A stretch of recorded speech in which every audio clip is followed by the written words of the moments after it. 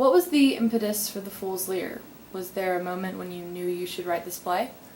The impetus was that my brother, Randy Neale, suggested that I should write a play for the two of us.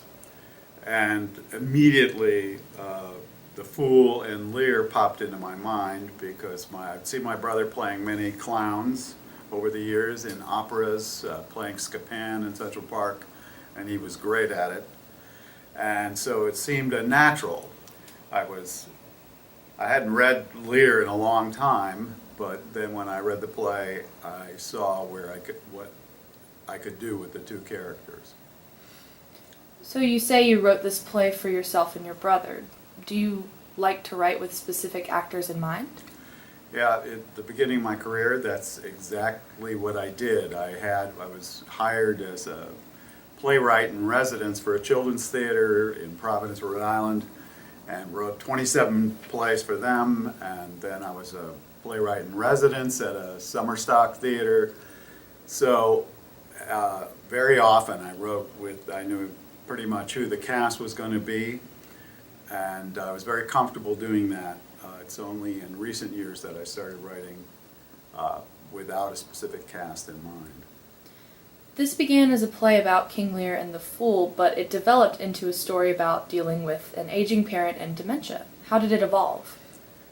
It evolved in the way it did because of our family situation for my brother and I. My mother was fully into the throes of dementia, and my father is also aging. They're both in their late 80s, and it was an issue that we were dealing with as a family, and it sort of became about that. And also it was, in reading Lear, instead of Lear losing his mind, it sort of became, to me, that his getting rid of his kingdom, giving over his power, his fears, what is termed as madness, could easily be the dementia. It could be his fear of aging.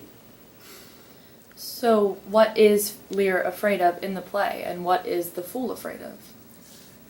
Well, the idea of losing your memory and your grasp on life as you get older, and the fear of that seemed natural to me.